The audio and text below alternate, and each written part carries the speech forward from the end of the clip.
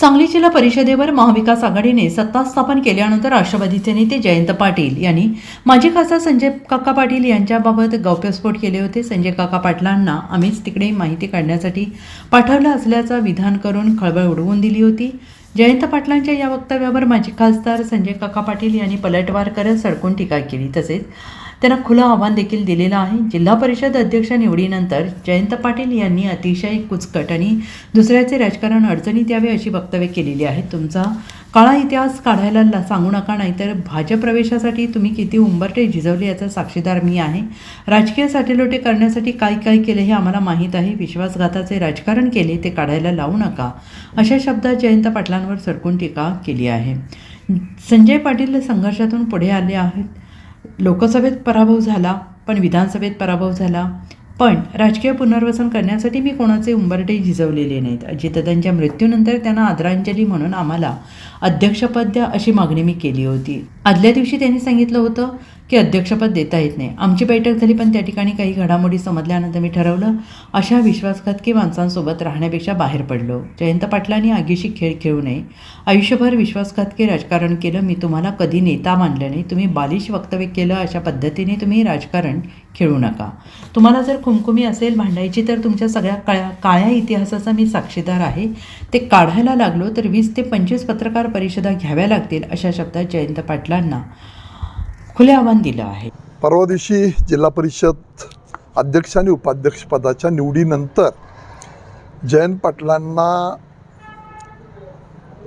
मुलाखतीमध्ये त्यांनी एक स्टेटमेंट दिलं की संजय काकांना आम्हीच तिकडं पाठवलं होतं आणि आम्हाला ते माहिती देत होते. जयंत पाटलांना माझं सांगणं आहे, मी तुम्हाला आयुष्यात कधी नेता मानलं नाही आणि मानायची वेळही येणार नाही, पण तुम्ही जे काही पोरकटपणानं केलेलं वक्तव्य आहे, या जिल्ह्यामधली माणसं राजकारण जवळून पाहतात. तुम्ही किती वेळा भाजपमध्ये येण्यासाठी उमरे झिजवले त्याचा संजय पाटील पण एक साक्षीदार आहे. तुम्ही कुणाकुणाशी बोलता, कसं अंडरस्टँडिंगचं राजकारण खेळता, कसं आपल्या तालुक्यामध्ये तुमचं राजकारण आहे. एकाच गावातले 2 गट एकमेकाच्या विरोधात लढवायचे आणि आपली राजकीय पोळी भाजायची. या सगळ्या बाबी, या काळा इतिहास मला काढायला लावू नका. तुम्ही तुमच्या इथनं 2 माणसं संजय पाटील 4 माणसं बरोबर घेऊन आला, त्याचा राग म्हणून तुम्ही मायाशी भांडायला पाहिजे होतं, पण काहीतरी कुचकर नासकर राजकारण करण्याची भूमिका तुम्ही दाखवलेली आहे. याच्या पुढं हे थांबलं नाही तर मला क्रमशः मग सगळ्या गोष्टी काढाव्या लागतील, एवढाच तुम्हाला माझा इशारा आहे. काय हेतू होता त्यांचा जसं तुम्हाला वाटतं? अडचण करावी. हे जाऊन माणसं भेटतात. माझ्यासारखा माणूस एकाएकी पडला होता, लढलो, लोकांनी मला साथ दिली, नगरपालिका आली, पंचायत समिती आली, मेजॉरिटीनं दिली, थेट नगराध्यक्षासहित सगळी मेजॉरिटी आहे. त्यामुळे लोकांनी माझ्यावर केलेलं प्रेम आहे, लोकांनी मला दिलेली शक्ती आहे. तेव्हा मला असं कुठंतरी दिवसा वेगळं रात्री वेगळं अंडरस्टँडिंगचं राजकारण करावं हे मी कधी केलं नाही. तुम्ही माझ्यावर आक्षेप करताय की माझ्या राजकारणाला कुठंतरी अडचण निर्माण व्हावी. लोक शहाणे असतात, लोक ओळखतात, पण तुम्हाला त्या निमित्तानं मी हा इशारा देतोय. तुम्ही महायुतीत सक्रिय झाला म्हणून त्यांचा हा पोटसूळ आहे? पोटसूळ तोच आहे ना, दुसरं काय.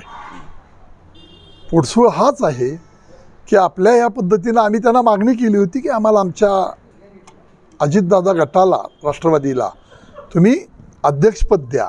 अजितदादांचा दुर्दैवी घटनेनं मृत्यू झाला, त्याच्यामध्ये आम्ही मागत होतो. ती खरी श्रद्धांजली ठरेल, पण आदल्या दिवशी ही प्रक्रिया झाली. आम्ही तिथनं मी उठून आलो आणि मग वहिनींचा, CM साहेबांचा हा मला फोन पण झाला, असं करू नका, आपणाला सगळी महायुती म्हणून आपण एकत्र राहायचं आहे.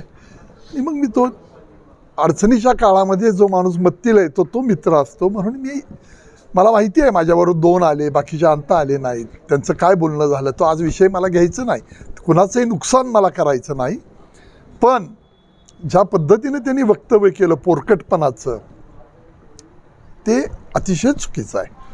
Bureau report SBN Marathi, Sangli.